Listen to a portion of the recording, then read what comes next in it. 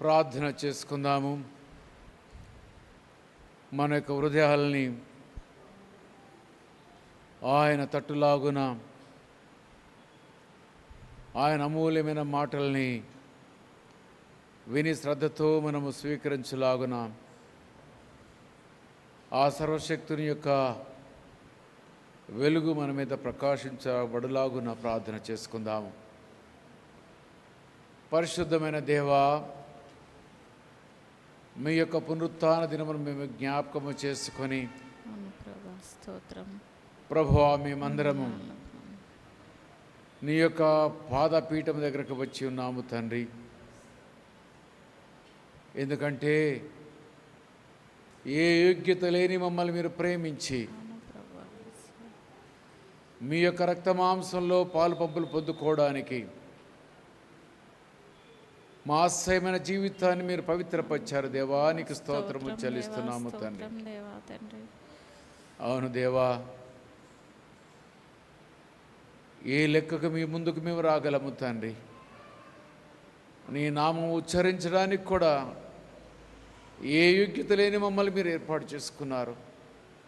అందుని బట్టి మీకు స్తోత్రములు.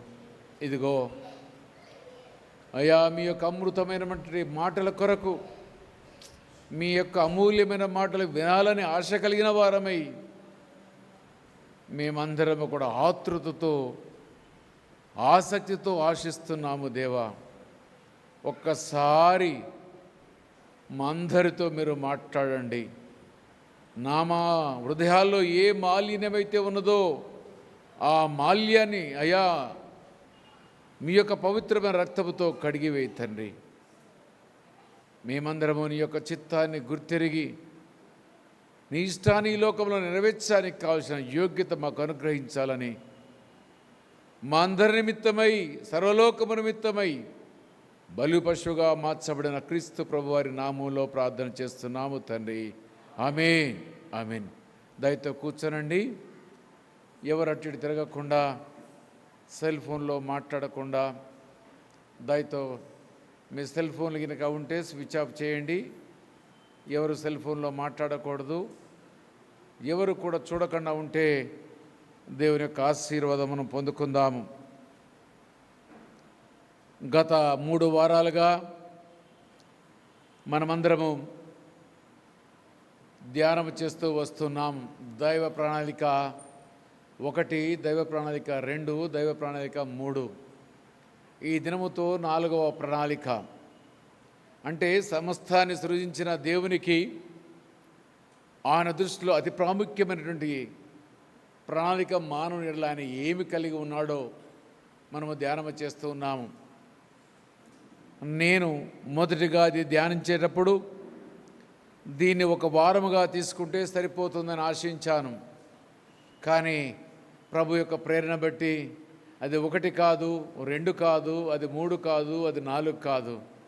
మరలా ఇంకా ఆలోచిస్తే దేవుడు మరొక 5వ ప్రణాళిక కూడా దేవుడు నాకు చూపిస్తూ ఉన్నాడు. కాబట్టి వచ్చే ఆదివారం కూడా ఆ యొక్క పరలోక రాజ్యములో దేవుడు ఈ మలినమైన శరీరము కలిగిన మానవుని కొరకు ఏమేమి దాచాడో మనమందరం కూడా జ్ఞాపకం చేసుకుందాము. దానికంటే ముందుగా చదవబడిన లేఖన భాగాన్ని మనం గమనించినట్లయితే రోమీయులకు రాసిన పత్రిక 6వ అధ్యాయము 22వ వచనాన్ని, ఆయనను ఇప్పుడు పాపము నుండి విమోచింపబడి దేవునికి దాసులైనందున పరిశుద్ధత కలుగుటయే మీకు ఫలము. దేవునికి దాసులుగా కలగటమే దాని యొక్క ఫలం. ఏంటంటే పరిశుద్ధత. ఎందుకు దేవుడు మానవు నుంచి పరిశుద్ధత కోరుకుంటున్నాడు? మనలో ఏమాత్రం కూడా పరిశుద్ధత లేదు కదా. ఈ అపరిశుద్ధమైనటువంటి మానవుణ్ణి దేవుడికి పరిశుద్ధుడుగా ఎందుకు కోరుకుంటున్నాడంటే, దేవుడు పరిశుద్ధుడు గనుక మనము కూడా పరిశుద్ధులుగా ఉండాలనేది మొదటి మాట. రెండవదిగా, పరిశుద్ధులుగా ఉన్న మనమే ఆ పరిశుద్ధమైనటువంటి పరలోకంలో చేరగలుగుతాము. ఈ రెండింటికి క్వాలిఫికేషన్, ఈ లోకంలో నువ్వు భౌతిక ఆధ్యాత్మిక మేలులు పొందుకోవాలన్నా, లేదా ఆ మహాపరలోకములో దేనికి దేవుడే శిల్పియు నిర్మాణకుడై ఉన్నాడో ఆ మహాపట్నంలో నీవు ఒకవేళ నివాసము చేయాలన్నా దానికి రెండిటికి కావాల్సింది అర్హత, పరిశుద్ధత అనే మాట మనము చూస్తున్నాము. కాబట్టి పరిశుద్ధత లేకుండా ఏ ఒక్క నరుడు కూడా ప్రభువును చూడలేడు. కాబట్టి ప్రభువును చూడాలంటే మనమందరం కూడా పరిశుద్ధులుగా ఉండాలని దేవుని యొక్క సంకల్పం. అందుకనే ఈ మాటలో మనము చూస్తున్నాము, అయినను ఇప్పుడు పాపము నుండి విమోచింపబడి దేవునికి దాసులైనందున పరిశుద్ధత కలుగుటయే మీకు ఫలము. పరిశుద్ధత అనేదే మనకు ఫలము. ఆ పరిశుద్ధతో ముగించాడా మాట, అక్కడికి ముగించబడలేదు. దానికి వెంట కంటిన్యూస్లో ఏమంటున్నాడో ఎరికేనా, ఆ ఫలము యొక్క ఫలితము దాని అంతము నిత్య జీవము. ఇంకో ఈ దినమున మనము నిత్య జీవము గురించి మనం మాట్లాడుకోబోతున్నాము. మానవుడు ఈ యొక్క ఏదేను తోటలో ఏదైతే పోగొట్టుకున్నాడో ఆ నిత్య జీవమును ప్రసాదించడానికి దేవుడు మరొక అవకాశాన్ని మానవుడికి కల్పించాడు. అయితే ఆ యొక్క ప్రణాళికను మనము కూడా గుర్తెరిగినట్లయితే నీ జీవితంలో నా జీవితంలో మనమందరము కూడా ఆ యొక్క నిత్యత్వములోనికి మనం ప్రవేశించబడతాము. పరిశుద్ధత కలిగిన మనము ఆ యొక్క పరలోకములో నిత్యత్వముగా ప్రవేశించాలంటే నీకు నాకు మనందరికీ కావాల్సింది పరిశుద్ధత మాత్రమే. అయితే ఈ పరిశుద్ధత కలిగిన మనమందరము కూడా, ఈ విమోచించబడిన మనమందరము కూడా, గొర్రెపిల్ల యొక్క రక్తములో కడగబడిన మనమందరము కూడా పరలోకము కొరకు మనం ప్రాకులాడుతూ ఉన్నాము. పరలోకం అనేది లేకపోతే మనము కూడా లోకస్తుల వలె నా ప్రాణమా తినుము త్రాగుము సంతోషించుము, అనేక సంవత్సరాలు సరిపోయే ఆస్తి నీకు సంపాదించానని మనం కూడా ఆనందించేవాళ్ళము.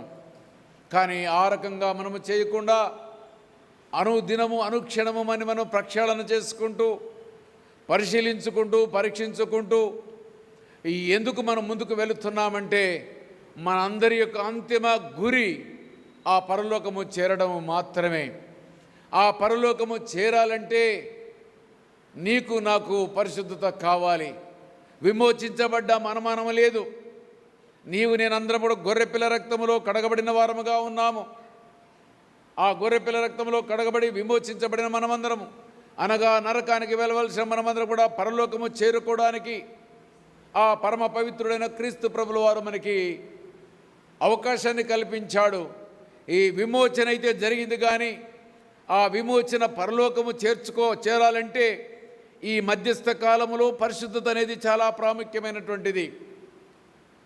విమోచించబడడం అంటే మన పాపములు ఒప్పుకోవడము, మన విశ్వాసమును బలపరుచుకోవడము, మారు మనసు కలిగి ఉండడము, బాప్తిసం పొందుకోవటము, ఇంతవరకు విమోచన కార్యక్రమం యొక్క ఉద్దేశము.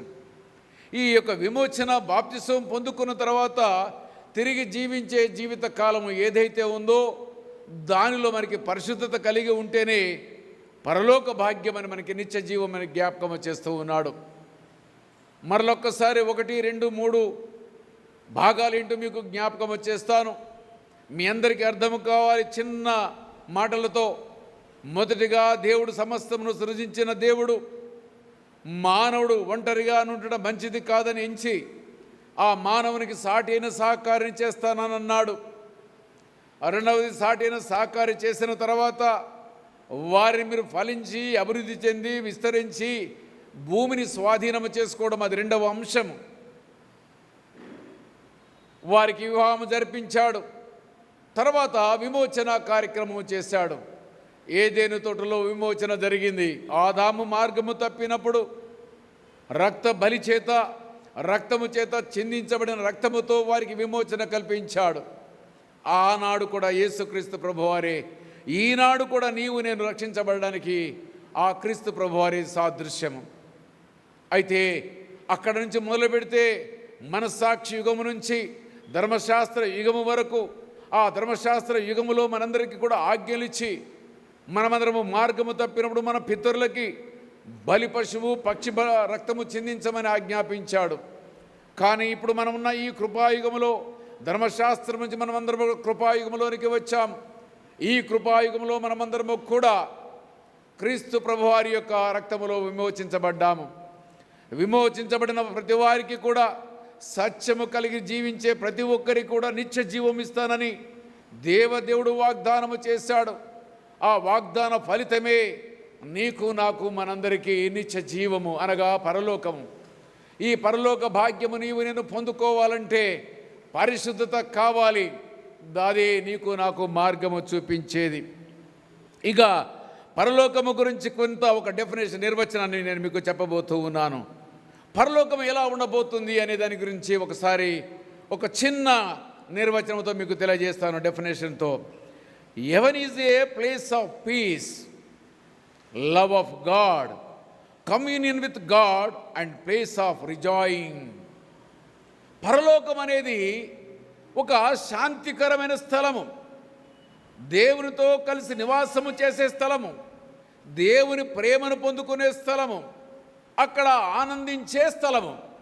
ఈ 4 మాటలు జ్ఞాపకము చేసుకోండి. పరలోకం అంటే నిర్వచనం మనకి తెలవాలి. ఎవరైనా మనం అడుగుతారు, అయ్యా ఎవరన్నా మీరు పరలోకం అంటున్నారు, పరలోకములో ఏముంటుంది ఒకసారి మాకు చెప్పండి అంటే మనము నోరు తెరిసే వారము కాకుండా మరి దాని యొక్క జవాబు చెప్పగలిగిన వారము కావాలి. అందుకే మీకు నిర్వచనాన్ని కూడా చెప్తున్నాను. నిర్వచనం మళ్ళీ ఒకసారి తెలుగులో చెప్తున్నాను. పరలోకం అంటే శాంతితో జీవించే స్థలము, దేవునితో జీవించే స్థలము, దేవునితో మమేకమయ్యే స్థలము, అక్కడ ఎప్పుడూ ఆనందించే స్థలం. ఈ 4 మాటలు మీరు జ్ఞాపకం పెట్టుకోవాలి. అయితే ఈ పరలోకం మన గురించి దేవుడు మనకు సెలవిస్తున్నాడు. సత్యము కలిగిన వ్యక్తి మాత్రమే, పరిశుద్ధత కలిగిన వ్యక్తి మాత్రమే నిత్య జీవాన్ని స్వతంత్రించుకుంటారు. ఇప్పుడు మనందరికీ అర్థము కావాలి, క్రైస్తవులైన వారందరూ కూడా పరలోకం వెళుతారా అంటే వారిలో పరిశుద్ధత ఉందో లేదో మీ అంతరాత్మకు తెలుసు. కానీ దేవుని యొక్క లేఖనం ప్రకారంగా పరిశుద్ధత లేకుండా ఎవరు పరలోకము చేరలేరు, అనగా నిత్య జీవము చేరలేరని లేఖనము బహుస్పష్టంగా సెలవిస్తుంది. కాబట్టి మనమందరం కూడా ఆత్మకు పరిశీలన చేసుకోవాలి. నా ఆత్మ ఏ రకంగా ఉంటుంది, దేవుని యొక్క చిత్తానికి అనుగుణంగా ఉందా, లేకపోతే మన ఇష్టానుసారంగా మనం జీవించే వరముగా ఉన్నామా, ఒకసారి జ్ఞాపకము చేసుకుందాము. అందుకే ఒక మాట మీకు జ్ఞాపకము చేస్తాను. దేవుడి యొక్క పరలోకమును సృజించాడనేది మనకి రుజువు కావాలి. ప్రతి దానికి కూడా బైబిల్ ఉన్న మాటలతో మనం మాట్లాడుకోవాలి.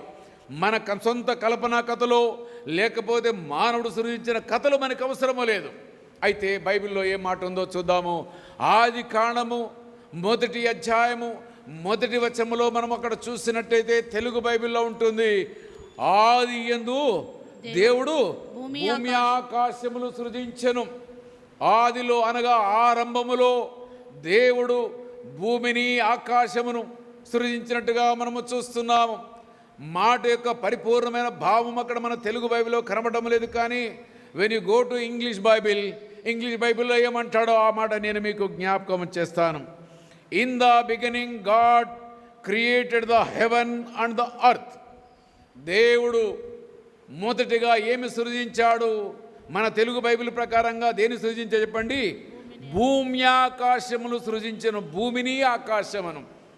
కానీ ఇంగ్లీష్ బైబిల్ అంటాడు ఏంటంటే దేవుడు ఆ పరలోకమును తర్వాత భూమిని సృజించను అనే భావంతో మనము చూస్తూ ఉన్నాం. అందుకని కొన్ని పర్యాయములు మనకి అనుమానించినప్పుడు మన దగ్గర తప్పనిసరిగా కింగ్ జేమ్స్ వర్షన్ బైబిల్ ఉండాలి.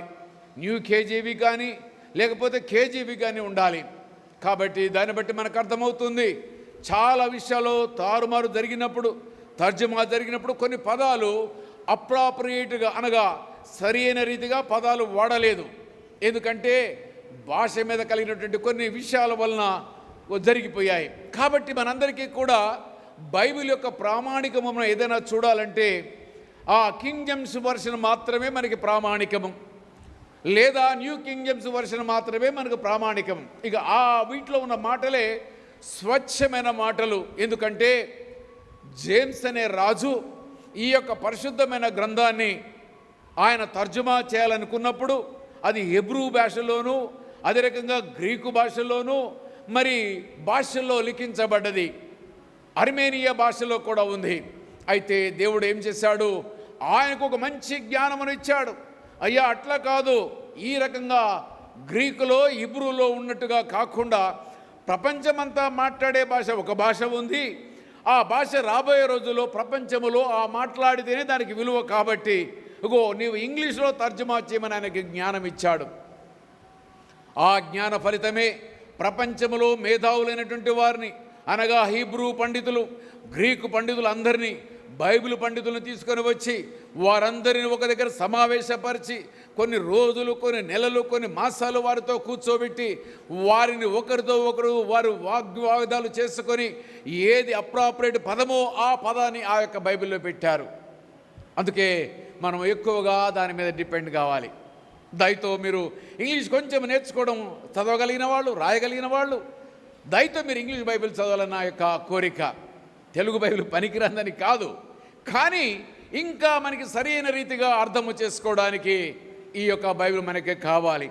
మనం ఇక్కడ చూస్తున్నాం, in the beginning God created heaven and earth అనే మాట ఉంటే దేవుడు భూమి ఆకాశమును సృజించననే మాట మనం ఇక్కడ చూస్తూ ఉన్నాము.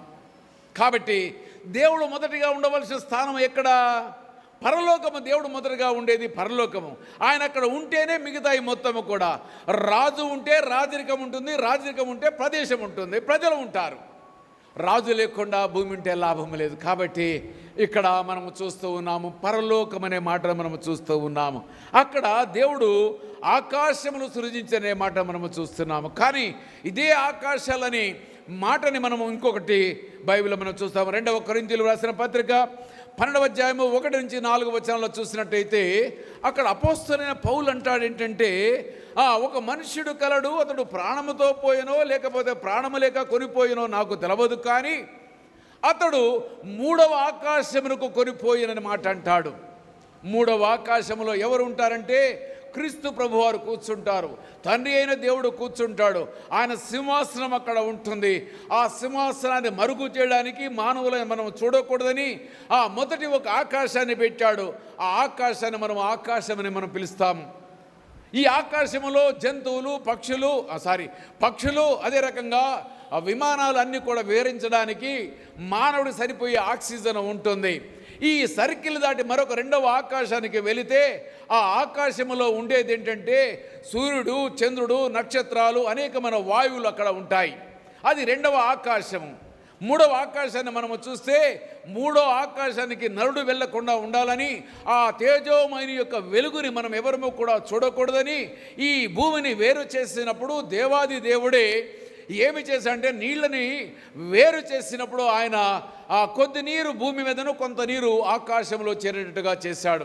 అంటే మొదటి ఆకాశం నుంచి మనకి మేఘాలు ఉండి వర్షము వర్షిస్తుంది. 2వ ఆకాశములో మేఘాలు ఉండవు, వర్షం ఉండదు.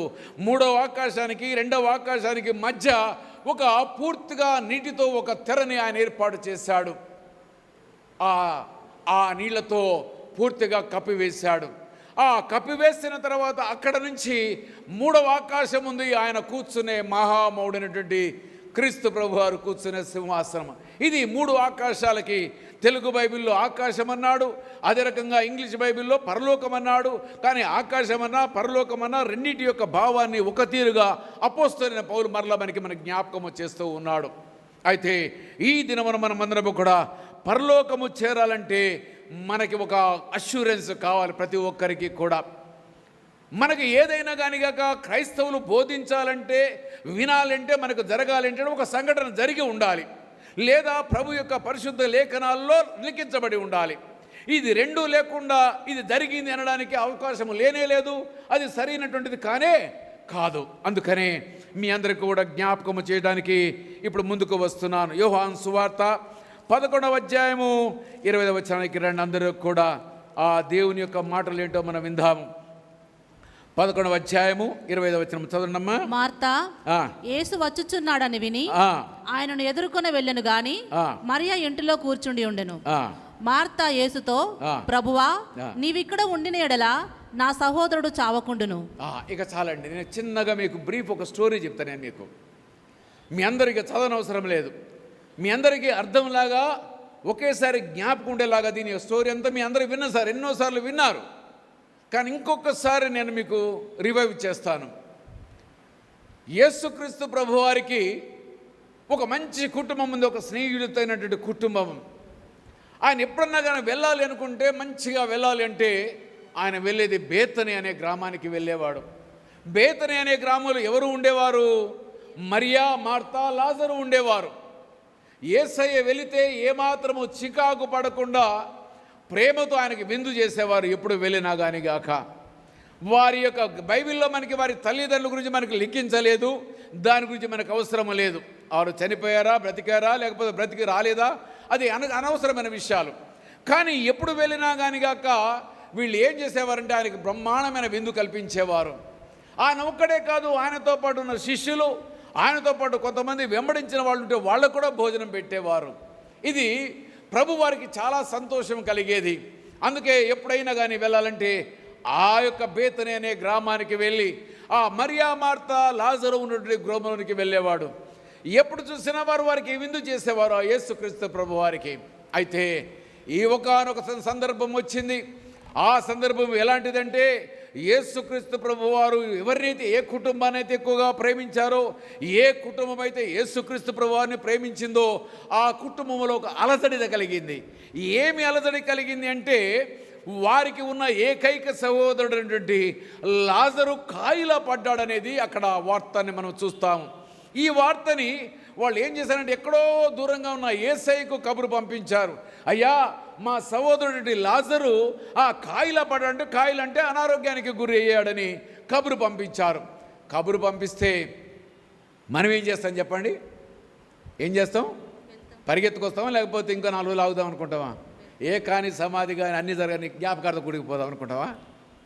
సహజంగా మనందరికీ ఏముంటుందంటే, జ్ఞాపకార్థ కూడికి పోకపోయినా కనీసం చనిపోయిన వ్యక్తిని చూడాలి, అది చివరి చూపు కాబట్టి దాని కొరకు పరిగెడతాము.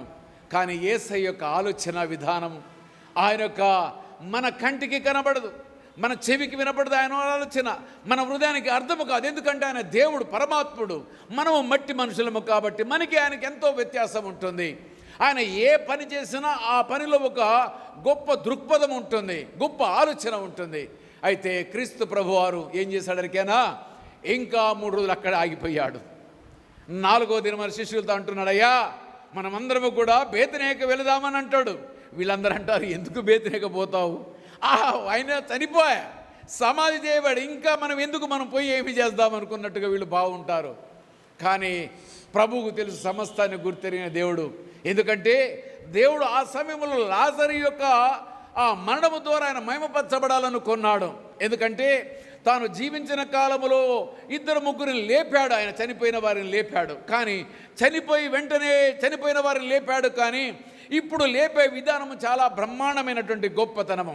ఎందుకంటే చనిపోయిన వ్యక్తిని 1కి 10 సార్లు నాడీ మండలము చూసి, గుండె కొట్టుకుంటుందా లేదా చూసి, ఇక చనిపోయాడని నిర్ధారణ చేసిన తర్వాతనే తీసుకుని వెళ్ళి సమాధి చేస్తాం. ఇది వాస్తవమే కదా. అందుకని హిందూ సోదరులు ఏం చేస్తారు చెప్పండి? ఏం చేస్తారు? పెద్ద కుమారుడు ఏం చేస్తారు? తండ్రి చనిపోతే ఇంటికాడ మొదగాలి ఆ శవపేటిక మీద పెట్టినప్పుడు, ఆ పాడ మీద పెట్టినప్పుడు గట్టిగా కేక వేస్తాడు, నానా అని కేక వేస్తాడు. స్పర్శ లేదు, చలనము లేదు. ఓకే లేపండి అంటారు, 4 లేపుతారు. ఇక మార్గ మధ్యం అంటే శ్మశాన వాటికి వెళ్ళే మధ్యలో మరొకసారి దింపుడు గల్లం అంటారు. మీ అందరికి అర్థమైంది తెలుసా ఈ పదం? దింపుడు గల్లం అంటారు. మరలా ఒకసారి దింపుడు గల్లం అంటే కింద పెడతారు, భూమి మీద పెడతారు. అప్పుడు మళ్ళా పెద్ద కుమారుడు వస్తాడు, నానా అని కేక వేస్తాడు. మళ్ళా చలనము లేదు, అయిపోయింది, కొంచెం నిర్ధారణ అయిపోయింది. మరలా తీసుకొని వెళ్తారు. ఈ శ్మశాన వాటికి వచ్చిన తర్వాత అన్ని కర్రల గిరికి అన్ని పేర్చి అంతా ఇక సిద్ధము చేసిన తర్వాత చివరిసారిగా 3వసారిగా మళ్ళా పెద్ద కుమారుడు వస్తాడు. మరలా చెవిలో కేక వేస్తాడు, నానా అని కేక వేస్తాడు. చలనం ఉంటే జీవించినట్టు కింద లెక్క, లేకపోతే ఇప్పుడు ఏం చేస్తారు? అగ్నికి దహిస్తారు, అగ్నికి కాల్చివేస్తారు, లేదా పూడ్చివేస్తారు. ఇది సహజం. అయితే అదే రకంగా లాజరును కూడా వాళ్ళు పరీక్షించారు అన్ని రకాలుగా.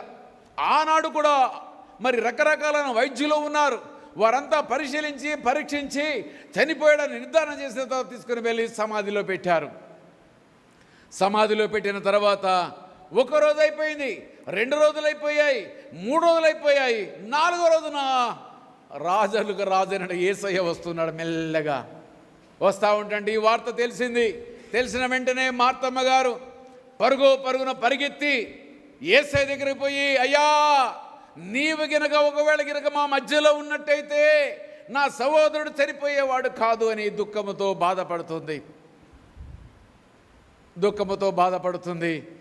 మరియమ్మ మాత్రం ఇంట్లోనే ఉన్నది, దుఃఖముతో తట్టుకోలేక. యేసయ్య వచ్చాడు, ఆయన సమాధి దగ్గరికి వెళ్ళాడు. ఆయన చూసిన వారందరూ కూడా, గ్రామస్తులంతా కూడా వచ్చారు. ఎందుకంటే యేసయ్య అంటే అద్భుతాలు చేసేవాడు, ఇన్స్టాంట్ రిజల్ట్. గుడ్డి వారికి చూపు, ప్రార్థన చేస్తే నెల రోజులకు వస్తుంది కాదు, ప్రార్థన చేస్తే కన్ను వచ్చింది, ప్రార్థన చేస్తే చెవుడుతనం వచ్చి బాగయ్యాడు, ప్రార్థన చేస్తే చనిపోయిన వాడు లేచాడు. మహా అద్భుతాలు ఇవన్నీ కూడా. కానీ ఆయన అద్భుతాలు విన్నవారు, చూసిన వారు ఆయన వెంబడించారు. వారందరూ కూడా వచ్చారు, సమాధి దగ్గరికి వెళ్ళారు. ఇక్కడ ఇద్దరి మధ్య సంభాషణ జరుగుతుంది. మార్తకును క్రీస్తు ప్రభు వారికి సంభాషణ జరుగుతుంది. ఇప్పుడు చదువు 25వ వచనం చదువు. అందుకు యేసు, పునరుత్థానమును జీవమును నేనే. పునరుత్థానమును జీవమును నేనే. మార్త, పునరుత్థానికి మూలము నేనే, జీవానికి కూడా నేనే మూలము. నేను లేకుండా పునరుత్థానం లేదు, నేను లేకుండా జీవము లేదు అని కరాఖండిగా చెప్పేశాడు. చదమ్మా. నాయందు విశ్వాసం ఉంచువాడు, నాయందు ఎవరైనా విశ్వాసం ఉంచితే చనిపోయినను బ్రతుకును. నాయందు ఎవరైనా, మళ్ళొక్క మాట మనం వినాలి, మళ్ళీ చదవమ్మా. నాయందు విశ్వాసం ఉంచువాడు, నాయందు విశ్వాసం ఉంచువాడు అంటే ఎవరైనా గానిగాక, వీరు వారని కాదు, ఎవరైనా గానిగాక విశ్వాసం ఉంచినెడలా చనిపోయినను బ్రతుకును. వాడు చనిపోయినా గానీ బ్రతుకుతాడనేది మొదటి మాట. అది దేనికి సాదృశ్యమే? దేంతో మాట్లాడుతున్నాడు? లాజరు, చనిపోయిన లాజరు లేస్తాడని మరియమ్మతో, మార్తమ్మతో మాట్లాడుతూ ఉన్నాడు. ఇది మొదటి మాట. రెండో మాట చదవమ్మా. బ్రతికి నాయందు విశ్వాసం ఉంచు ప్రతివాడు, నాయందు విశ్వాసం ఉంచువాడు ఎన్నటికి చనిపోడు. ఎన్నటికి చనిపోడు. ఇది మనకు సంబంధించింది. ఇది రెండవ మాట మనకు సంబంధించింది. అక్కడ లాజరు గురించి ఏమంటున్నాడంటే, చనిపోయిన వారు బ్రతుకుతారు అనే మాట, లాజరు లేస్తాడని మాట్లాడుతూ ఉన్నాడు. దానికి ఆమె ఏమంటుందంటే, అయ్యా నాకు తెలుసు, నా పునరుత్థానంలో అందరూ లేస్తారని నాకు తెలుసు అని ఆమె అంటుంది. యేసయ్య మాట్లాడే భావగర్భితమైన మాట మార్తమ్మ అర్థం చేసుకోవట్లేదు. ప్రభు మనతో మాట్లాడినప్పుడు కొన్నిసార్లు మనకు అర్థము కాదు. మార్తమ్మ కూడా బాధలో ఉంది, దుఃఖములో ఉంది. ప్రభు మాట్లాడే మాట, ఆ భావగర్భితమైన మాటలు ఆమెకు అర్థం కావడం లేదు. అయితే ఆ మాట మాట్లాడాడు. అప్పుడు సమాధి దగ్గరికి వచ్చాడు. అందరూ అంటున్నారయ్యా 4 రోజులైపోయిందయ్యా, కంపు కొడతాడయ్యా, వాసన వస్తాడయ్యా అని రకరకాల మాటలు మాట్లాడుతూ ఉన్నారు. దేవునికి అసాధ్యమైంది ఏది లేదనడానికి ఇదే సాధ్యమైన మాట. మనమందరం కూడా పరిపూర్ణమైన బలమైన విశ్వాసము కలిగి ఉండడానికి, మనకు విశ్వాసానికి పునాది ఏదంటే ఆయనే పునరుత్థానమును జీవమును, ఆయన యందు బ్రతుకువాడు చనిపోయిన వాడు తిరిగి లేస్తాడని మాట. ఇది నమ్మదగ్గ మాట మనందరికీ కూడా. అందుకే కదా మనమందరము కూడా ఈ ప్రాకులాట మనందరికీ కూడా పాపమును విడవలేక, పాపములో ఆనందించలేక మనమందరం కూడా నలిగిపోతున్నాము. ఇక్కడ విన్నప్పుడు మీరందరూ కూడా మీ దృష్టిలో ఏదైనా చిన్న పాపం మీలో ఉంటే కూడా మీరు అనుకుంటారు, ఛీ ఈ పాపం ఇక్కడ ఇడిచిపెడుతున్నానంటావు. కానీ బయటికి వెళ్ళిన తర్వాత మళ్ళీ ఏమవుతామని చెప్పండి, అగైన్ వి టెంప్ట్, మరలా దానికి మనము ఆశపడతాము. అందుకనే దేవుడు అంటున్నాడు ఏంటంటే, నేను మనందరము కూడా ఆ రకమైనటువంటి ప్రలోభాలకు మనం లొంగకుండా జీవించాలని దేవుని యొక్క కోరిక. అందుకే ప్రభు అంటున్నాడు ఏంటంటే, పునరుత్థానమును నేనే, జీవమును కూడా నేనే అని ఆ మాట అన్నాడు. అన్న తర్వాత వాళ్ళంతా ఏమన్నారు చదవం. ఇప్పుడు నాయందు విశ్వాసం ఉంచువాడు చనిపోయినను బ్రతుకును, బ్రతికి నాయందు విశ్వాసం ఉంచు ప్రతి వాడును ఎన్నటికి చనిపోడు. అయితే మనం అందరం కూడా 34వ వచనానికి రండి. వారు ప్రభు వచ్చి చూడమని ఆయనతో చెప్పిరి. 35వ వచనం, యేసు కన్నీళ్లు విడిచెను. ఎంత ప్రేమ అండి! ప్రేమ ఉంటేగా మన కళ్ళలో నీళ్ళు వచ్చేది. ఇందాక ఏంజిల్ వచ్చి మాట్లాడుతూ ఉంటుంటే సాక్ష్యం చెప్తుంటే నాకు కూడా కొంచెం నా కళ్ళల్లో తడి వచ్చేసింది. యవన బిడ్డల్లో యొక్క ఆత్మీయ నేత్రాలు దేవుడు తెరుస్తూ వారి అంతరంగంలోకి వెళ్ళి పొర్లి పాడుతూ వచ్చే సాక్ష్యం వింటుంటే ఆ బిడ్డ అంటుంది, దేవుడు నా యెడల అద్భుత కార్యము చేశాడు, ఆశ్చర్య కార్యము చేశాడు. నేను తలంచింది ఒకటి, నీటిలో సీటు కావాలని నేను కోరుకుంటే అది అవసరం లేదు, ఇదిగో నేను నీకు మరొకటి ఇవ్వబోతున్నానని ఆయన అన్నాడు. ఇప్పుడు అర్థము కాదు, మనకెవరికి అర్థము కాదు. ఆమె కోరిన కోరిక ఒకటి, దేవుడిచ్చింది మరొకటి. దీనితో దేవుడు ఏదో మహిమపరచబడాలని దేవుని కోరిక ఉంటుంది. అదే రకంగా మనం చూసాము కదా, లాజరు చనిపోయాడని కబురు పెడితే లాజరు చనిపోయాక 4 రోజులకే యేసయ్య పోయాడు. అదే రేఖ ఇప్పుడు ఏంజెల్ యొక్క జీవితంలో ఆమె కోరిక ఒకటి కోరుకుంటే దేవుడు ఒకటి కోరుకున్నాడు. ఏదేమైనా కానీ దేవుని యొక్క కోరికే మన జీవితంలో మనకి మేలు కలిగించేది. కాబట్టి ఇక్కడ మనం చూస్తే ఈ మాట మనకు అర్థము కావాలి. యేసు కన్నీళ్లు విడిచెను కాబట్టి యూదులు అతని ఎలాగూ ప్రేమించునో చూడని చెప్పుకొని వారిలో కొందరు గుడ్డివాని కన్నులు తెరిచిన ఈయన ఇతడిని చావకుండా చేయలేడా అని చెప్పిరి. మనం వచ్చిన వారికి గుడ్డోడి కళ్ళే మాట్లాడితే గుడ్డోడు బాగుపడ్డాడు కదా, ఆయన కళ్ళు తెరిచాడు కదా, ఈ చనిపోయిన వాడిని లేపలేడని వాళ్ళకు కూడా ఒక ప్రశ్న వస్తుంది. కానీ మరియా మార్తకేంటి, చనిపోయాడు పునరుత్థానం లేస్తున్నట్టుగా వాళ్ళకి తెలుసు. కానీ ప్రభు యొక్క ఆలోచన ఏంటంటే దేవుడు యేసుక్రీస్తు ప్రభువు మహిమపరచబడాలని ఆయన ఒక కోరిక అయి ఉన్నది ఈయనకి. అందుకే ఈ మాట మనము చూస్తున్నాం. 38వ వచనం చూడండి. యేసు మరలా తానులో మూలుగుచు సమాధి యొద్దకు వచ్చాను. మూలుగుచు కన్నీరు కాచి. కొన్నిసార్లు మనం ఏడవలేకపోతాము, కన్నీరు కాచలేకపోతాం. కానీ హృదయం ఏమైపోతుంది చెప్పండి, మూలుగుతాం, హృదయం లోపల మూలుగుతూ ఉంటాము. నా జీవితంలో మా నాన్నగారు చనిపోయారు. అప్పటికి నేను ఆల్రెడీ డిపార్ట్మెంట్లో ఉన్నాను. దట్ వాజ్ 92-85లోనే ఉద్యోగానికి వచ్చాను. ఎందుకో మా నాన్నగారు చనిపోతే నా కళ్ళ మట్టి నీళ్లు రాలేదు. మా అక్క రెండవ అక్క అడుగుతుంది, ఏంద్రా నీ కంటె మట్టి నీళ్ళు రాలేదు అని అన్నది. ఎందుకు అక్క, మరి బాధ, మనసులో బాధ ఉంది. నాన్నమ్మని విడిచిపెట్టాడని నాకు బాధ అయితే ఉంది, కానీ నా కళ్ళ మట్టి నీళ్ళు రావట్లేదని నేను అన్నాను. ఇప్పటికీ ఐ రిమెంబర్ దట్. అదే రకంగా రెండవ మరణం మా ఇంట్లో జరిగింది. మా అమ్మగారు ప్రభులో నిద్రించారు. మా అమ్మగారు చనిపోయినప్పుడు కొంచెం కన్నీరు కాచాను. అదే మా తమ్ముడు, మా అన్న నాకంటే పెద్దవాడు, ఇద్దరు ప్రభులో నిద్రించారు. మా తమ్ముడు చనిపోయినప్పుడు నేను ఏడ్చిన ఏడుపు, నా రెండవ అన్న చనిపోయినప్పుడు నేను ఏడ్చిన ఏడుపు, నా చంటి పిల్లగాళ్ళ లెక్క నేను ఏడ్చాను. తట్టుకోలేకపోయినా, అయ్యో మా నాన్న చనిపోయాడు, మా అమ్మ చనిపోయాడంటే వాళ్ళ వయసు అయిపోయింది అనుకున్నాను. కానీ నా కుటుంబంలో మా తరము ఒక రక్తం పుచ్చుకొని పుట్టినట్టు మేమందరము మరణము ఒకరి వెంట వస్తూ ఉంది. అదొక బాధ. రెండవదిగా ఇంతకాలము మేము 4 అన్నదమ్ములు ఉన్నామని చెప్పుకునే మా కుటుంబంలో ఒకరి తర్వాత ఒకరు ఇద్దరు నశించిపోయారు, లోకాన్ని విడిచారు. బాధ, దుఃఖము తట్టుకోలేకపోయాం. అదే రకంగా యేసుక్రీస్తు ప్రభువారు కూడా కన్నీరు కాచాడట, హృదయంలో మూలుగుతూ ఉన్నాడట. ఎంతగా మూలుగుతున్నాడో ఆ మూలిగిన దానికి ప్రతిఫలమే కన్నీరు కాచడము. అయితే ఆయన కన్నీరు కాచి ఇక్కడ ఒక మాట అన్నాడు చూడండి, 38వ వచనం చూడండి. యేసు మరలో తనలో మూలుగుచు సమాధి యొద్దకు వచ్చును. అది ఒక గుహ. యూదుల ఆచార ప్రకారంగా చనిపోయిన వారిని అంతా రాతి కొండలేమని చెప్పాను కదా, ఆ కొండలో ఒక చిన్న గుహలాగా తవ్వి ఆ సమాధి పెట్టిన దాంట్లో పెట్టేస్తారు, లేకపోతే శవాన్ని పెట్టేస్తారు. అది వారి యొక్క ఆచారము.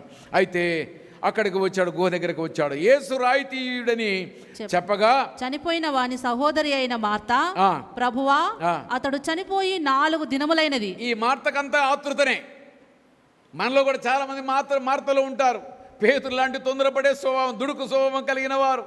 మార్తమ్మ ఏమంటుందంటే, అంతకుముందు భోజనానికి వచ్చినప్పుడు ఏమంటుంది, ప్రభువా నేను ఇంత శ్రమిస్తున్నానని నీకు తొందర లేదా? హాయిగా మరియమ్మని దగ్గర పాదాల దగ్గర కూర్చోబెట్టుకుని వాక్యం చెప్పుకుంటున్నావు అంటే, మార్త అనేకమైన విషయాల్లో నువ్వు తొందరపడుతున్నావు, కానీ ఉత్తమైంది ఎవరు కోరుకున్నారు? మరియా కోరుకుంది. అంటే మరి భోజనం ఉత్తమైంది కాదా? అంటే దానికంటే ఉత్తమైంది ఏది? భౌతికమైన ఆహారం కంటే కూడా ఆత్మీయ ఆహారం చాలా ప్రాముఖ్యమైనదని ప్రభు మాట్లాడాడు. ఇప్పుడు కూడా మార్తకు తొందరపాటు. ముందన్నది, అయ్యా నువ్వు నా మధ్యలో ఉంటే నా తమ్ముడు చనిపోయేవాడు కాదు, నా సహోదరుడు.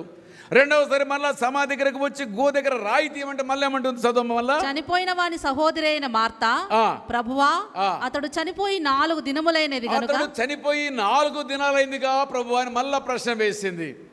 ఒకసారి దేవుడు చెప్పాడు, కానీ ఆమెకు అర్థము కాలేదు. ఎందుకు?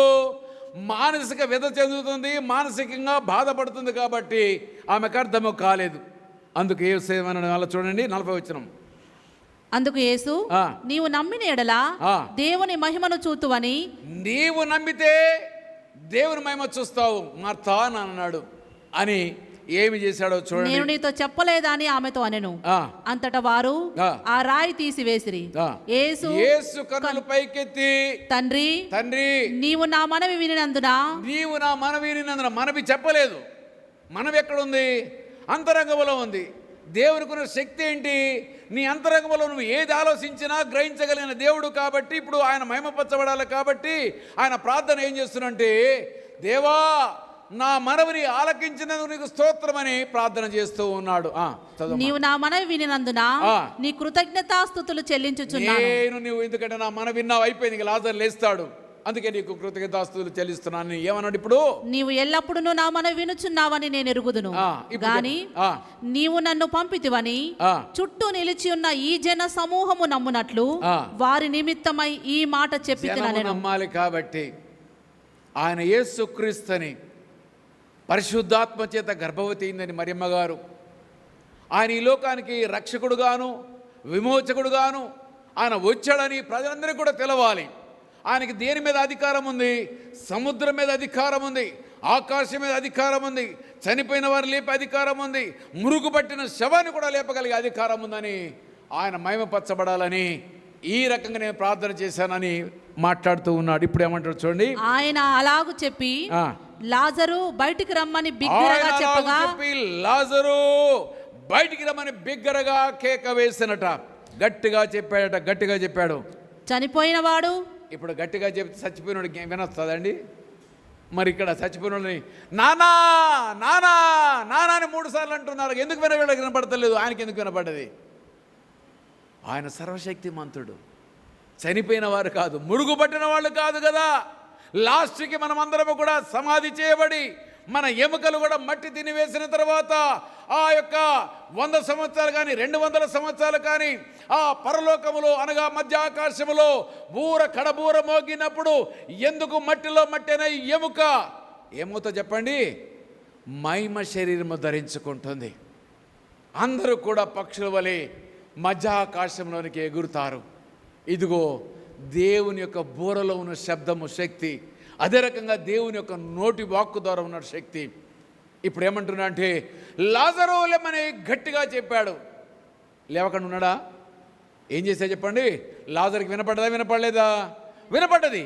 వినపడి ఏమంటున్నాడు చూడండి, అక్కడ చూడండి. చనిపోయిన వాడు కాళ్ళు చేతులు పీత వస్త్రములతో కట్టబడిన వాడై వెలుపలికి వచ్చెను. స్వరం విన్నాడు, సజీవుడయ్యాడు, మురికి కంపిపోయింది అప్పటిదాకా. ఇప్పుడేమైపోయింది? మామూలు మనిషిగా నడుచుకుంటూ వస్తున్నాడు. ప్రేత వస్త్రములు కట్టబడ్డాయట. అయితే అతని ముఖమునకు రుమాలు కట్టి ఉండెను. అంతటా యేసు, మీరు అతన్ని కట్లిప్పి పోనీయుడని వారితో చెప్పాను. ఎంత సింపుల్ జరిగింది చూడండి. ఆయన ఎంత అధికారం కలిగిన వాడు. ఎందుకంటే ఇదంతా సృజించింది ఆయన నోటు వాక్కు చేతనే. ఈ సమస్తము లోబడుతుంది కానీ మానవుడు లోబడ్డం లేదు. చూస్తేనో గుండె చిన్నదే, మనం అంటాం వీడి గుండె గట్టిడు రా అని అంటాం. అదే రకంగా ఈ చిన్న గుండె కలిగిన మనిషి దేవుడికి లెక్కించడం లేదండి. వద్దనదలా చేస్తాడు. మీరు పొరపాటున కనుక పిల్లగాడిని, చిన్న పిల్లగాడు అక్కడ దాకా పెద్దోడిని కొడదు, అక్కడ పోవద్దనంటే వాడు ఏం చేస్తే అంబాడుకుంటా అక్కడికే పోతాడు. ఎక్కడ స్టార్ట్ అయింది ఇది? పుట్టుకతోటి వాడికి ఏ మంచి చెడు తెలియనప్పుడే ఆ ఆరంభించబడిన ప్రక్రియ ముగించే వరకు, శాశ్వతమైన నిద్రలో పోయే వరకు కూడా ఇదే మనందరి పని. వద్దని దేవుడు ఏది చెప్తే అదే చేయడానికి మనం ఇష్టపడతాము.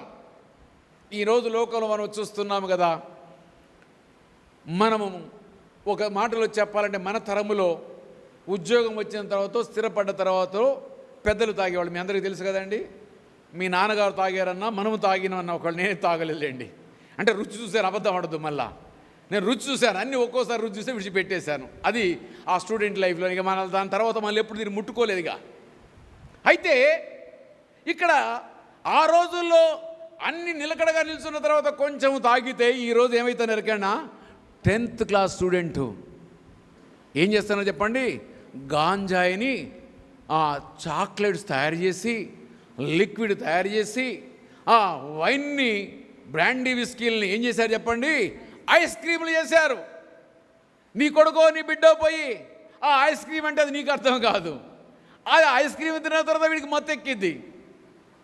ఇదిగో ప్రపంచానంతా కూడా నాశనం చేస్తున్నాడు సాతానుడు.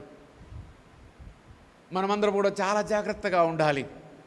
మన పిల్లల్ని ఎట్లా కనిపెట్టాలంటే మనము ప్రతి క్షణము కాపాడాలి, చూడాలి, వాళ్ళకి వెళ్ళి చూడాలి. ఎందుకంటే లోకములో ఏ కొంచెము వారు కాలు జారినా మళ్ళీ తిరిగి రాలేరు.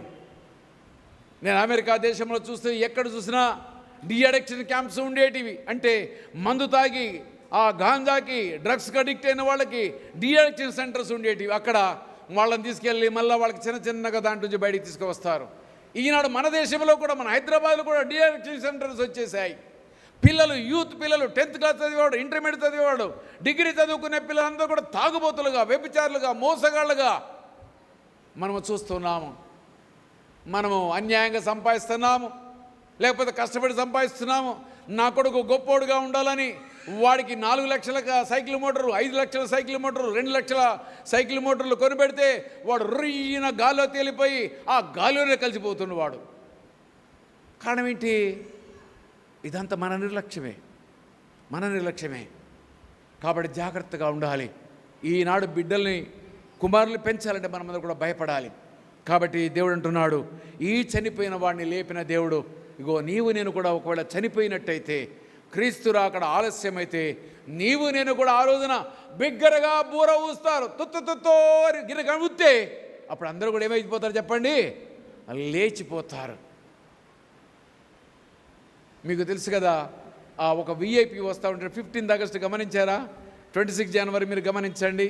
లేకపోతే ఫారెన్ విఐపీస్ మన దేశానికి వస్తే వాళ్ళకి మనం గార్డ్ ఆఫ్ ఆనర్ ఇస్తాము, అంటే సైనిక వందనం ఇస్తాము. ఆ సైనిక వందనం ఇచ్చినప్పుడు పోర్టు వెనక పక్క నుంచి చూస్తూ ఉంటారు ఒక 3 ట్రంపిట్ వాయించేవాళ్ళు. వాళ్ళు ఆ ట్రంపిట్ని ఊదినప్పుడు అందరూ కూడా అలర్ట్ అయిపోతారు. అప్పటి వరకు కొంచెం లేజీగా ఉన్న ప్రతి ఒక్కరు కూడా అలర్ట్ అయిపోతారు. ఇదిగో నీవు నేను కూడా మనమందరం కూడా సిద్ధపాటు కలిగి ఉండాలి. లాజరును లేపిన దేవుడు, యేసుని ఏ దేవుడైతే లేపాడో, ఏ ఆత్మనిచ్చి మరణం నుంచి లేపిన దేవుడో ఆ దేవుడు మనం పూజిస్తున్నాము. ఇగో నీకు నాకు మనందరికి కూడా నిత్య జీవం ఉందనేది ఖాయము. ఇది నమ్మాలి మనమందరం కూడా. అయితే ఇంకో మాట చూద్దాము, చూడండి 14వ అధ్యాయం. మరి లేపితే అంతటితో ఊరుకుంటాడా అంటే కాదు. ఇంకో మాట కూడా మనం విందాం, చూద్దాము, చూడండి. యోహాను సువార్త 14వ అధ్యాయము 3వ వచనం మొదటి నుంచి నేను చదువుతున్నాను. మీ హృదయముల్లో కలవరపడనీయకుడి, దేవుని యందు విశ్వాసం ఉంచుచున్నారు, నా యందును విశ్వాసం ఉంచండి. తర్వాత 3వ మాట అంటున్నాడు, చూడండి. నా తండ్రి ఇంట అనేక నివాసములు కలవు, లేని యెడల మీతో చెప్పుదును, మీకు స్థలము సిద్ధపరచ వెలుచున్నాను. నేను వెళ్ళి మీకు స్థలము సిద్ధపరిచిన యెడల నేనుండు స్థలములో మీరుండులాగున మరలా వచ్చి నా యొద్ద నుండి మిమ్మల్ని తీసుకొని పోదును. ఇది మనము తెలుగులో చదివాము. ఏమన్నాడు చెప్పండి? 2వ వచనంలో నా తండ్రి ఇంట అనేక నివాసములు కలవు. నివాసములు అన్నాడు. ఇంగ్లీషు కింగ్ జేమ్స్ వర్షన్లో మనం చూసినట్టయితే అక్కడ అంటాడు మ్యానిసన్స్ అంటాడు. అక్కడ ఆ మాటకి చాలా తేడా ఉంది. ఇల్లు వేరు, ఇంకా మామూలు నా దగ్గర ఉన్న ఇంగ్లీష్ బైబిల్లో రూమ్ అని అంటాడు. కానీ కింగ్ జేమ్స్ వర్షన్లో మనం చూస్తే మ్యానిసన్స్ అని అంటాడు. మ్యానిసన్ అనేది ఎవరిని అంటారు చెప్పండి? మనం 100 గదాల్లోనూ 50 గదాల్లో 200 గదాల్లో కట్టుకుని ఇల్లు కాదు. 1 ఎకరము 4 ఎకరాల్లో విశాలమైనటువంటి పార్కు, కొలను అన్నీ పెట్టుకొని కట్టుకుంటే దాన్ని మ్యానిసన్స్ అంటారు. అయితే పెద్ద పెద్ద భవంతులు, ఒకే కుటుంబం నివాసము చేయడానికి విస్తారమైనటువంటి వసతి కలిగినటువంటి, అనేకమైన వసతులు కలిగినటువంటి భవనాలు మన కొరకు ఆయన సిద్ధపాటు చేస్తాడట. అదిగో మనమందరం కూడా గమనించాలి. దేవుడి యొక్క మన అందరి ఎడల ఏక ఉద్దేశాన్ని కలిగి ఉన్నాడో, నీకు నాకు నిత్య జీవం ఇవ్వడం అంటే ఆ నిత్య జీవంలో వట్టిగా ఉండడము కాదు. నీకు నాకు మనందరికి కూడా మ్యానిసన్స్ సిద్ధపాటు చేస్తున్నాడు. నా తండ్రి ఇంట అనేక నివాసములు కలవు, అనగా భవంతులు కలవు. ఆ భవంతులు మీ అందరి కొరకు సిద్ధపాటు చేయడానికి నేను వెళుతున్నాను. నేను ఉండే స్థలంలో మీరు ఉండులాగున నేను మీ దగ్గరికి మరలా తిరిగి వచ్చి మిమ్మల్ని తీసుకుని వెళ్ళి ఆ యొక్క భవంతులో పెడతానంటున్నాడు. It's another promise. ఇది మరొక వాగ్దానం. మొదటేమో నీ పాపం ఒప్పుకొని నీ విమోచించబడ్డ తర్వాత పవిత్రంగా నువ్వు కొనసాగితే నిత్య జీవం ఇస్తాను, నిత్య జీవం ఇస్తానన్న దేవుడు అక్కడ లాజరును లేపి నేను పునరుత్థానమును జీవమును నేనేనన్నాడు. ఆ పునరుత్థానము జీవం అన్న దేవుడు నేను నిన్ను లేపిన దినమున వట్టిగా నేను ఉంచను, కానీ నీకేమి ఇవ్వబోతున్నాను చెప్పండి? పెద్ద పెద్ద భవంతులు ఇవ్వబోతున్నాను. నీ భక్తిని బట్టి, భూమి మీద దేవుని కొరకు నువ్వు వాడబడిన విధానాన్ని బట్టి, అక్కడ ఈ లోకములో పేదలైన వారు ఆ లోకములో, ఆ పరలోకంలో గొప్ప గొప్ప భవంతుల్లో ఉండవచ్చును. ఇదిగో దేవుడు అంటున్నాడు, నా తండ్రి ఇంట అనేకమైన భవంతులు కలవు, లేని ఎడల మీతో నేను చెప్తాను. కాబట్టి జాగ్రత్తగా మనం విందాము. మనమందరం కూడా ఈ లోకం అశాశ్వతమైన లోకములో ఈ ఆనందించే జీవితము కాదు, కానీ ఏదో చిన్న ఇల్లు కట్టుకొని 100 గదాల్లో 1000 గదాల్లో కట్టుకొని ఇదేదో పెద్ద భవంతి అనుకుంటే ఇంతకంటే పెద్ద భవంతిని ఆయన ఇస్తానంటున్నాడు. కానీ నువ్వేం కావాలంటే సత్యమనే మార్గములో, పవిత్రత అనే మార్గములో నీవు జీవించినట్టయితే నీకు నేను పెద్ద భవంతిని ఇస్తానంటున్నాడు. నువ్వు కట్టనవసరం లేదు. మానవుడు కడితేనే తాజ్మహల్ ఎంత వా అంటున్నాం మనమందరం కూడా. కానీ దేవుడు కట్టే భవంతి ఏ రకంగా ఉంటుందో ఒకసారి ఆలోచించండి. కాబట్టి మనమందరం కూడా సిద్ధపాటు కలిగిన వారముగా ఉండాలని మీకు జ్ఞాపకం చేస్తూ ఉన్నాను. సమయం పరిగెడుతూ ఉంది కాబట్టి త్వరగా ముగించాలి. 1 కొరింథీయులకు రాసిన పత్రిక 15వ అధ్యాయం 1 కొరింథీయులకు రాసిన పత్రిక 15వ అధ్యాయము మరి 53వ వచనాన్ని చదువుకుందామండి. ఇక్కడ ఇంకా కొంచెం స్పష్టంగా దేవుడు మాట్లాడబోతూ ఉన్నాడు. పరిశుద్ధత అనే దాని గురించి ఇంకా స్పష్టంగా మాట్లాడబోతున్నాడు. చూడండి, క్షయమైన ఈ శరీరము, బాగా వినాలి, క్షయమైన ఈ శరీరము అక్షయతను ధరించుకొనవలసి ఉన్నది, అక్షయతను ధరించుకొనవలసి ఉన్నది. మర్త్యమైన ఈ శరీరము, మర్త్యమైన ఈ శరీరము అమర్త్యతను ధరించుకొనవలసి ఉన్నది. ధరించుకోవాలి. ఇట్ట నువ్వు పరలోకం చేరవు. పరలోకము చేరాలంటే పవిత్రత కావాలి. పవిత్రత కావాలంటే ఇక్కడ ఏమంటున్నాడు? మళ్ళా చదువు, మొదటి చదువు. క్షయమైన ఈ శరీరము, క్షయమయ్యే ఈ శరీరం అంటే మట్టికి పనికిరాని ఈ యొక్క శరీరము అక్షయతను ధరించుకొనవలసి ఉన్నది. ఉండే శరీరంగా మార్చబడాలను, నిత్య జీవం పొందాలంటే మార్పు చెందాలి. యేసుక్రీస్తు ప్రభువారు చనిపోయి తిరిగి లేచిన తర్వాత శిష్యుల దగ్గరికి వస్తే గుర్తుపట్టారండి? వాళ్ళు ఏమనుకున్నారు చెప్పండి? ఇదేదో భూతం అనుకున్నారు కదా. అవునా కదా? మీ అందరికి తెలియదా? భూతం అనుకున్నారు. ఎందుకు పేతురుతో మాట్లాడతాం లేదా? ఆయన చేపలు పడతా ఉంటుంటే తెల్లవారిన తర్వాత ప్రభు మాట్లాడుతున్నాడు. పేతురు గుర్తుపట్టాడా? గుర్తుపట్టలే. ఎందుకు గుర్తుపట్టలేకపోయాడు? మర్త్యమైనది అమర్త్యమును సంతరించుకున్నది, క్షయమైనది అక్షయమైనదని సంతరించుకుంది. కాబట్టి మార్పు సంభవిస్తుంది. బహుశా నీవు నేను ఆ పరలోకము చేరినప్పుడు కొంచెం మార్పు కలగవచ్చు, కానీ మొత్తం మీద మటుకి మనం ఒకరొకరు గుర్తించగలం. అక్కడ గుర్తించడానికి దేవుడు ఆ కృపనిస్తాడు. అయితే ఇక్కడ అంటున్న మాట ఏంటంటే, నీవు నేను మనందరము కూడా క్షయమైన ఈ శరీరమును అక్షయత ధరించుకోవాలి. ఇంగ్లీష్ బైబిల్ ఏముందో మీకు ఇంకా ఎంత స్పష్టంగా ఉందంటే, ఇంగ్లీష్ బైబిల్ లోపల చదువుకున్నట్టయితే అక్షయం అనే దానికి అక్కడ ఏమంటాడంటే కరప్టబుల్ బాడీస్ అని అంటాడు. కరప్టబుల్ అంటే ఏంటి? చెడిపోయింది. కరప్టబుల్ అని కరప్ట్ అని అంటాము. వీడు లంచగొండి అని చెప్పాలంటే ఏమంటాము? That fellow is a corrupted fellow అని అంటాము. అంటే ఈ శరీరము ఏమైపోయింది? పరిశుద్ధమైన శరీరము పాపముతో ముంచివేయబడ్డది కాదంటారా? మన కళ్ళు, మన చెవులు, మన నోరు, మన సమస్తము శరీరం అంతా కూడా కలుషితమైంది, కరప్టబుల్ అయిపోయింది. ఈ కరప్టబుల్ అయిన బాడీ అన్కరప్టబుల్గా మార్చబడాలి. అంటే ఈ పాప శరీరము పనికిరాదు పైకెత్తబడాలంటే. ఈ పాప శరీరము, మలినమైన శరీరము, రక్తమాంసమును సంతరించుకున్న ఈ యొక్క శరీరము ఈ భూమిలో నశించిపోవాలి. మహిమా శరీరం ధరించుకోవాలి, అన్కరప్టబుల్ బాడీ సంపాదించుకోవాలి. ఇదిగో అది సంపాదించుకోవాలంటే పాపాన్ని విడవాలి. క్షయమైన ఈ జీవితము, క్షయమైన లోకము, క్షయమైన పాపాలు, క్షయమైన కోరికలు, వీటినన్నిటిని జయించి అక్షయతను ధరించుకోవాలంటే ఈ అన్కరప్టబుల్ బాడీగా దీన్ని మార్చాలి. కాబట్టి మొదటి మాట కరప్టబుల్ బాడీ అంటున్నాడు. రెండవ మాట మనం చూడండి, మర్త్యమైన ఈ శరీరము. చదమ్మా. మర్త్యమైన ఈ శరీరము అమర్త్యను ధరించుకొనవలసి ఉన్నది. మర్త్యము అమర్త్యం మనం మీరందరూ ఎన్నోసార్లు మీరు చదివారు. నేను కూడా ఇదే చదువుకుంటా వస్తూ ఉన్నాను. కానీ దీనిలో ఉన్న భావగర్భితమైన భావాన్ని గుర్తెరగడానికి ఈ దినమున నాకెందుకు ఉదయకాలం లేచి ఆ వాక్యానికి సిద్ధపడ్డ తర్వాత మీ అందరికీ ఆ గూగుల్ మీట్లు అయిపోయిన తర్వాత నేను వాక్యంలో నాకు కొంచెం అనుమానం వచ్చి మరలా తెరిచిన తర్వాత ఈ మాట యొక్క భావం నాకు అర్థం కావటం లేదు. మర్త్యము అమర్త్యము అనే మాట నాకు అర్థం కావడం లేదు.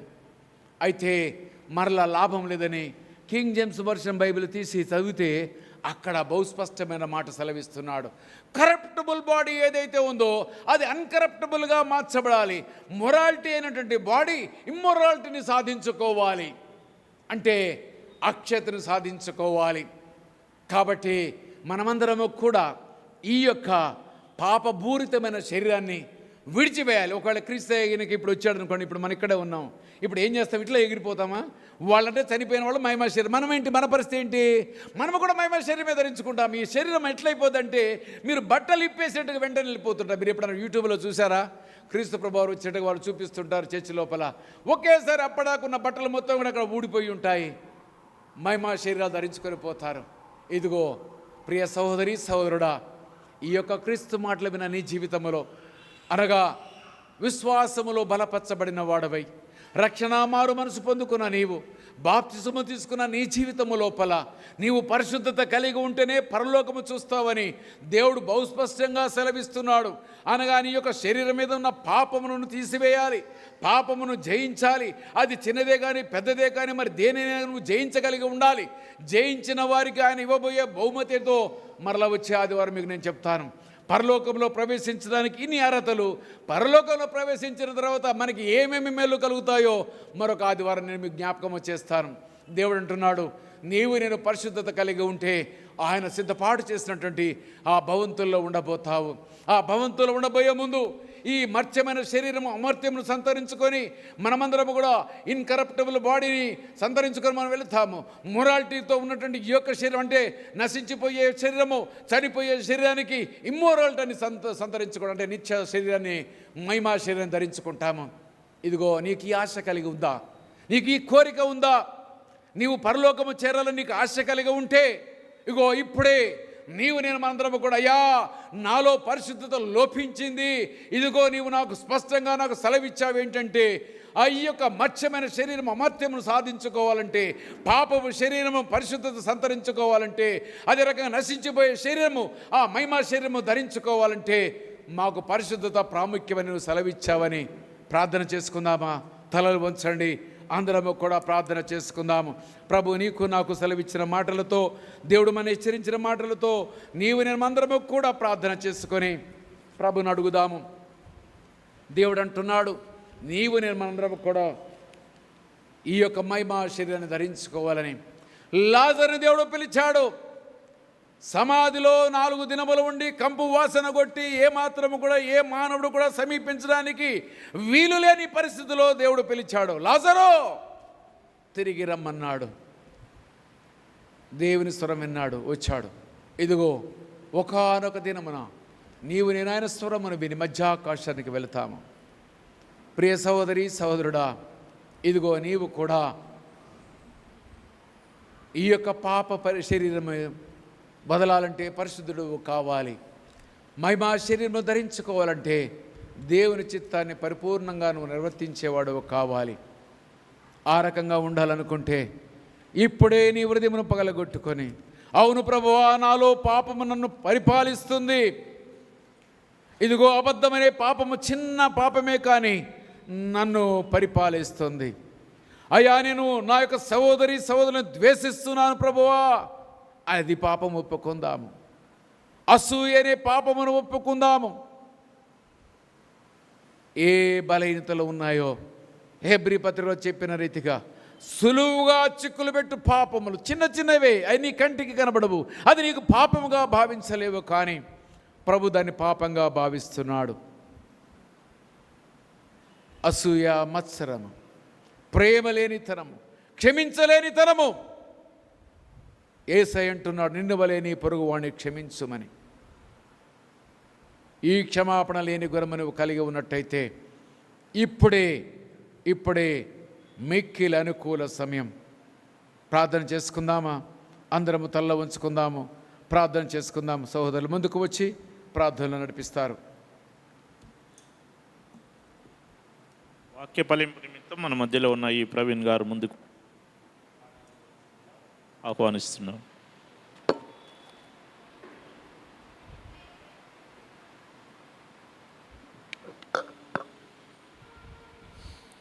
కనులు మూసుకుందామండి, ప్రార్థన చేసుకుందాం. మహోన్నతుడు మన గొప్ప దేవుడు ఈరోజు మనందరినీ సజీవుడిగా ఉంచి ఈరోజు ఈ వాక్యంను మన హృదయంలో ఉంచి మనతో మాట్లాడాలని కోరికతో దేవుడు ఈరోజు మనందరితో మాట్లాడే ఉన్నాడు. ఇదిగో మహోన్నతుడు మన కొరకు పునరుత్థానుడై మీ కొరకు నిత్య జీవమును నేను మీకు ఇస్తున్నానని వాగ్దానం చేసి ఉన్నాడు. ఇదిగో ఆ గొప్ప దేవుడు మన కొరకు నిత్య జీవం ఇచ్చి ఉన్నాడు. కానీ ఆ నిత్య జీవం కొరకు మనకు ఏమి కావాలి? ఈ భూమి మీద మనం ఉన్నప్పుడు ఎటువంటి పరిస్థితులు మనము ఉన్నప్పటికీ మనము ఇటువంటి నిత్య జీవంలోకి మనం వెళ్ళాలంటే మనము ఎలా ఉండాలో మనం ఒక్కసారి ప్రశ్నించుకోవటానికి ఇది ఒక సమయం. ఎవరు అనాలోచితంగానో లేకపోతే చూస్తున్నారనో కానీ వారు అటు ఇటు చూడక వారితో వాక్యం మాట్లాడిందని ఆ వాక్యం నుంచి వచ్చిన ఈ రేమ మనతో మాట్లాడుచుండగా ప్రతి ఒక్కరు వారి మధ్యలో ఇదిగో దేవా, పునరుత్థానుడైన దేవా, మా కొరకు నువ్వు మరణించి ఇదిగో మా కొరకు నువ్వు నిత్య జీవాన్ని ఇచ్చి ఉన్నావు కదా, మరి ఈ నిత్య జీవానికి ప్రభావ మేము ప్రాకులాడుతున్నాం అందరము తండ్రి. ఇదిగో మా జీవితంలో ఈ తప్పిదాలు నే తండ్రి అని ప్రతి ఒక్కరము మనసారా ఒప్పుకుందాము. దేవా, అవును తండ్రి, మీరు మాకు ప్రభా ఇచ్చిన నిత్య జీవాన్ని సులువుగా చిక్కులు పెట్టి ప్రభావ మరి అటువంటి పాపాల్లో మేము పడిపోతున్నాం తండ్రి. క్షణికావేశంలో ప్రభా ఎన్నో తప్పులు చేస్తున్నాం. క్షణికావేశంలో ప్రభా నువ్వు ఇచ్చిన ఈ ఒక గొప్ప నిరీక్షణను ప్రభుత్వం మేము ఉంచుకోలేకపోతున్నాం తండ్రి. ఇదిగో ఈరోజు ఈ సమయంలో నువ్వు వస్తే దేవా మేము పరలోకానికి వెళ్తామో వెళ్ళమో అనే ఒక భయం మీ మనసులో అయితే మనందరం ప్రార్థన చేసుకు దేవుడు మనకి తోడుగా ఉండాలని. ఆనాడు మురిగిపోయిన కంపు వాసన కొడుతున్న మరియమ్మ అంటుంది, అయ్యా ఆ రాయి తీసివేస్తే ఆ వాసన మనం తట్టుకోలేమంటుంది. అటువంటి కంపు వాసన కూడా దేవుడు తన జీవితంలో ఇంపుగాను చేసి ఉన్నాడు. అటువంటి దుర్గంధమైన జీవితాన్ని దేవుడు ముట్టినప్పుడు, తాకినప్పుడు, దేవుడు లాజరు అని గట్టిగా కేక వేసినప్పుడు ఆ జీవితము గొప్ప జీవితముగాను, మరణాన్ని జయించిన జీవితంగాను మనం చూస్తున్నాం. ఇదిగో మన జీవితం కూడా అంత గబ్బుగా వాసన వస్తున్నట్టుగా ఉన్నదా? ఇదిగో ఈరోజు దేవుడు మనందరితో మాట్లాడుతున్నాడు, కేక వేస్తున్నాడు. మీరందరూ ప్రశ్నించుకుందాం, మనం ప్రశ్నించుకుందాం. అవును దేవా, నా మురికి జీవితాన్ని, నా మురికి గుడ్డల్ని, నాకు ప్రభా తండ్రి ఈ యొక్క ప్రేత వస్త్రంను తరువా నేను తీసివేసుకోవాలని చెప్పి ఆశపడుచున్నాను దేవా అని చెప్పి మనందరం ప్రార్థన చేసుకుందామండి. ఇదిగో క్షయమైన వాటిని కొరకు ప్రభా దేవుడు మన క్షయమైన ఈ శరీరాన్ని అక్షయతని ఇస్తా అన్నాడు. అవును, అటువంటి మనము అక్షయత కొరకు మనం ప్రాకులాడదాం. ఈ యొక్క జీవితంలో మనం ఉండే ఒక 70-80 సంవత్సరాల కొరకు ఇదిగో మన జీవితాన్ని మనము త్యాగం చేయలేక మన జీవితంలో వెంటబడిపోయి కొత్తగా దేవుని నమ్ముకున్నప్పుడు ఇంకా పాలు తాగే విషయంలోనే ఉంటూ అటువంటి పరిస్థితులు, అటువంటి స్థితిలో ఉంటున్నామా? ఒక్కసారి మనం జ్ఞాపకం చేసుకుందాం. మహోన్నతుడా, కృపగల దేవానికి స్తోత్రములు, వందనాలు తండ్రి. దేవా, నీ వాక్యంతో మమ్మల్ని ప్రభా స్పందించి ఉన్నావు తండ్రి. నీ వాక్యంతో మమ్మల్ని మేలుకొల్పి ఉన్నావు తండ్రి. నీకు స్తుతులు స్తోత్రములు చెల్లించుకుంటున్నాం తండ్రి. దేవా, మా కొరకైతే నువ్వు నిత్య జీవితాన్ని, నిత్య మార్గమును దేవా, నిత్య సంతోషాన్ని, నిత్య ఆనందాన్ని దేవా, మరి అక్కడైతే ఎటువంటి పళ్ళు కొరుకుట లేదు, ఎటువంటి ఇబ్బంది లేదు, రోగము అనారోగ్యము తండ్రి ఎటువంటి సమస్యలు లేదు, శాంతి సమాధానము, నేను గణపరచుట మా కొరకు ప్రభా నువ్వు ఎన్నో గదులు మరి ప్రభా మరి పెద్ద పెద్ద గదులు ప్రభా మ్యాన్షన్స్ లాంటివి, ప్యాలెస్ లాంటివి నువ్వు మా కొరకు కట్టి ఉన్నావు తండ్రి.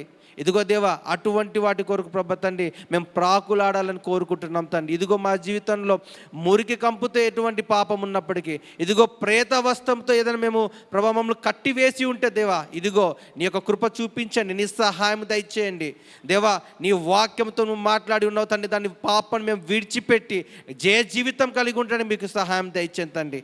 అవును దేవా, నిత్యతలో మేమందరం ఉండాలంటే దేవా మేమందరం మారు మనసు పొందాలి. దేవా మేమందరం తండ్రి మా జీవితాలు మేము కడుక్కోవాలి. దేవా మేమందరం ఇదిగో నీ యొక్క బల్లలో మేము చేయి వేస్తున్నాం తండ్రి. ఇదిగో నువ్వు ఆ బల్లలో మాకు ఇచ్చిన శక్తిని ప్రభా మేము పొంది ఉన్నాం తండ్రి. శక్తిహీనుల్లాగా మేము మళ్ళీ ఈ యొక్క లోకంలో ఉండకూడదండి. ఎక్కడికి వెళ్ళినా నీ యొక్క సువార్తమే ప్రకటించాలి తండ్రి. అటువంటి శక్తి నువ్వు మాకు దయచేస్తున్నావు. ఇదిగో మేము నిత్య మార్గంలో వెళ్ళటానికి, నిత్య ప్రభా తండ్రి నీ సంతోషంలో మేము ప్రవేశించడానికి నువ్వు మా కొరకు చేసిన ఈ త్యాగఫలం మేము మర్చిపోకూడదావా? అటువంటి కృప అందరికి మీరు చూపించమని చెప్పి కోరుకుంటున్నాను తండ్రి. మా జీవితంలో మేము ఒక నిరీక్షణ కలిగి ఉండాలి. అవును దేవా, నువ్వు మా కొరకు చేసిన ప్రతి ఒక్క విషయాన్ని, ఇదిగో లాజర్ జీవితంలో చేస్తున్నావేమో కానీ దేవా మా జీవితంలో కూడా మీరు చేసి ఉన్నారు తండ్రి. అవును దేవా, అటువంటి అద్భుతాలు మా జీవితంలో మేము ఎన్నో చూసినప్పుడు తండ్రి, మేము పడిపోతున్న స్థితిలో మేము ఉన్నామేమో అని చెప్పి మేము పరీక్షించుకుంటాను. మీరు ఇచ్చిన అవకాశాన్ని బట్టి నీ స్తుతులు స్తోత్రం చెల్లించుకుంటున్నాను దేవా. నీ యొక్క నోటి బూరగా నీ దాసును వాడుకుని మమ్మల్ని హెచ్చరించినందుకు నీకు స్తుతులు స్తోత్రములు చెల్లించుకుంటున్నాను తండ్రి. ఇదిగో సంఘాన్ని మీరు జ్ఞాపకం చేసుకోండి. ఎవరైనా బలహీనులు ఉంటే దేవా, వారు నీతో ప్రార్థన చేస్తుంటే వారిని జ్ఞాపకం చేసుకొని తండ్రి, వారి యొక్క ప్రేత వస్త్రములు, వారి కంపు వాసన కొట్టి వారి జీవితం నుంచి వారు దూరం చేసి సుగంధమైన జీవితాన్ని, ఇదిగో తండ్రి జయ జీవితాన్ని, ఇక నిత్య నివాసంలో ప్రభు తండ్రి వారు ప్రవేశించులాగా అటువంటి జీవితాన్ని వారు కలిగి ఉండటానికి మీ కృపా సహాయం దయచేయమని చెప్పి ఇదిగో మా ప్రార్థన, మా విన్నపాలు నీ బంగారు పాదాల చెంత సమర్పించుకుంటూ నజరేయుడు పునరుత్థానుడైన మా యేసుక్రీస్తును వేడుకొని ప్రార్థన చేస్తున్నాం తండ్రి. ఆమేన్.